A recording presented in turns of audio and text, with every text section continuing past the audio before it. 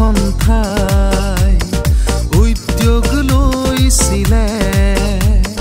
Football খেল পতাৰ লোকপ্ৰিয় গোপীনাথ বৰদলৈৰ নামেৰে Bordoloi trophy Bordoloi trophy Bordoloi trophy Bordoloi trophy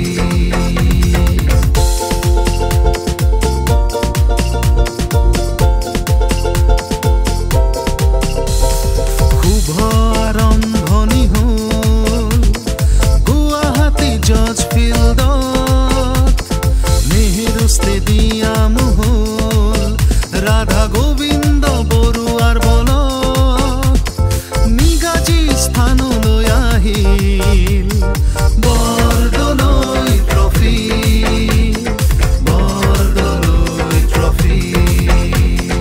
Bordoloi trophy Bordoloi trophy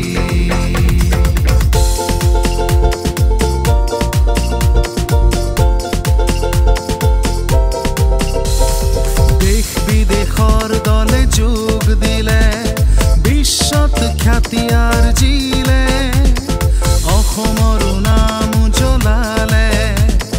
ভাৰতকো সুনাম দিলে অসমীয়াৰ গৌৰৱ বৰদলৈ ট্ৰফি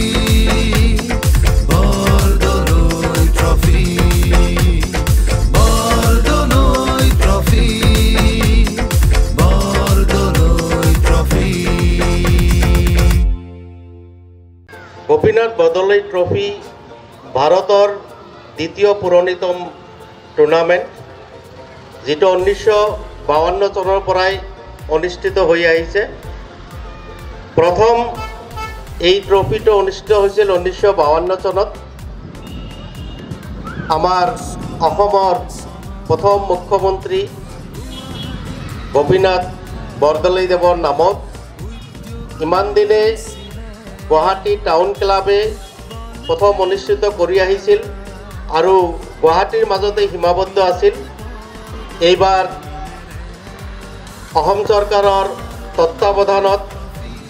আৰু গুৱাহাটী স্পৰ্টছ এছ'চিয়েশ্যনৰ তত্ত্বাৱধানত গোটেই ৰাজ্যত জিলাভিত্তিক এই টুৰ্ণামেণ্টখন অনুষ্ঠিত কৰিব লৈছে ইয়াৰ প্ৰথম বিশেষত্ব হ'ল যে আমাৰ ৰাজ্যৰ চুকে কোণে থকা প্ৰতিভাৱান খেলুৱৈসকলক চিনাক্ত কৰা আৰু ইহঁতৰ প্ৰতিভাৰ বিকশিত কৰা সেই উদ্দেশ্যেৰে লক্ষ্য ৰাখি গোটেই অসমত একেদিনাই প্ৰত্যেক জিলাভিত্তিক এই টুৰ্ণামেণ্টখন অনুষ্ঠিত কৰা হৈছে প্ৰত্যেকখন জিলাত 8টা টিমে অংশগ্ৰহণ কৰিব তাৰ মাজত পৰা এটা টিমে যিটো জিকিব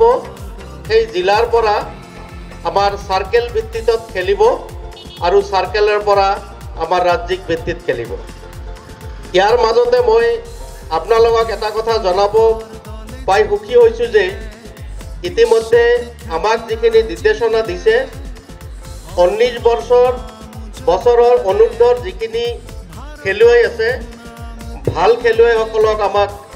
চিনাক্তকৰণ কৰিব দিছে আৰু এই চিনাক্তকৰণ খেলুৱৈসকলৰ নাম আমি ৰাজ্যিক ভিত্তিত পঠাই দিম আৰু ৰাজ্যিক ভিত্তিত এই চিনাক্তকৰণ খেলুৱৈসকলক তাতে প্ৰশিক্ষণ দিব আৰু তাৰ পৰা 17 জন খেলুৱৈ নিৰ্বাচিত কৰি স্পেইনত ইহঁতক ট্ৰেইনিং কৰাৰ ব্যৱস্থা কৰিব বুলি আমাক জনাইছে গতিকে আমি আজি সুখী হৈছোঁ আৰু নিশ্চয় এজন মানুহৰ হলাক নলয় আমাৰ এই জিলাৰ ক্ষেত্ৰত মই নোৱাৰোঁ কাৰণ যেতিয়া 36খন জিলাৰ খেলাৰ কাৰ্যসূচী হৈ আহিছিলে অকল আমাৰ দক্ষিণ হালমাৰা মানকাৰ্য জিলাৰ ৰাজ্যিক ভিত্তিত কোনো ডিস্ট্ৰিক্ট স্পোৰ্টস এসোসিয়েশন এফিলিয়েশন নথকাৰ কাৰণে এইখন জিলা বাদ পৰি আছিল কিন্তু গুৱাহাটী স্পৰ্টছ এছ'চিয়েশ্যনৰ চেয়াৰমেন তথা দেৱজিৎ শইকীয়া আজি BCCIৰ জেনেৰেল ছেক্ৰেটাৰী তেওঁ মোক নিজে মাতি লৈ কৈছে যে তোমালোকৰ ডিষ্ট্ৰিক্টখন বাদ পৰি যাব, গতিকে তুমি ইয়াতে ইনিচিয়েটিভ ল'ব লাগে আৰু সেইখন জিলা যাতে বাদ নপৰে, তাৰ প্ৰতিভা খেলুৱৈ যাতে বাদ নপৰে, তাৰ কাৰণে তুমি ব্যৱস্থা গ্ৰহণ কৰিব লাগে। আৰু সেইমতে সেই ইহঁতৰ পৰামৰ্শ মতে মই ইয়াতে যিখিনি খেলৰ লগত জড়িত থকা মানুহ সকলৰ লগত আলোচনা বিলোচনা কৰি আজি এই টুৰ্ণামেণ্টখনৰ উদ্বোধনী মেচ আৰম্ভ কৰিব পাই আমি নিজকে বহুত ধন্য মানিছোঁ। আৰু মই আশা কৰিছোঁ যিখিনি খেলুৱৈ ইয়াতে অংশগ্ৰহণ কৰিব তেওঁলোকে অশেষ চেষ্টাৰ দ্বাৰা খেলিব আৰু নিজৰ প্ৰতিভা বিকশিত কৰাৰ কাৰণে চেষ্টা কৰিব আৰু আমাৰ এই অঞ্চলৰ কাৰণে এটা যথেষ্ট সুখবৰ বুলি মই ভাবোঁ। গতিকে প্ৰত্যেকজন খেলুৱৈক মোৰ আন্তৰিক শুভেচ্ছা গ্ৰহণ কৰি মোৰ এই শুভভাষণ মই সামৰণি মাৰিলোঁ। বিশ্বত খ্যাতি আৰ্জিলে অসমৰ নাম জ্বলালে ভাৰতক সুনাম দিলে অসমীয়াৰ গৌৰৱ বৰদলৈ ট্ৰফি বৰদলৈ ট্ৰফি। তো মোৰ আগৰ বক্তাই অলৰেডি আপোনালোকক কথাখিনি আভাস দি গ'ল যে বৰদলৈ ট্ৰফিৰ এটা পাৰ্ট হিচাপে আমাৰ ইয়াত আজি লিগ মেচ বুলি ক'ব পাৰি, লিগ মেচ হিচাপে আমাৰ দক্ষিণ চাৰমাৰা মানকাছাৰ ডিষ্ট্ৰিক্টত আজি প্ৰথমখন খেলা অনুষ্ঠিত হৈছে। আৰু আমাৰ অলৰেডি সভাপতিয়ে কৈছে যে এই লিগ মেচ বড়োৰ পৰা লাষ্টত গৈ পেলাই 17জন খেলুৱৈ চিনাক্ত কৰি তেওঁলোকক স্পেইনত পঠোৱা হ'ব ফৰ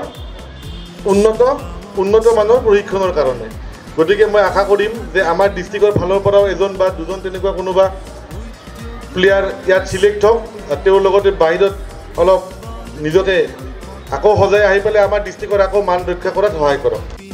বৰদলৈৰ নামেৰে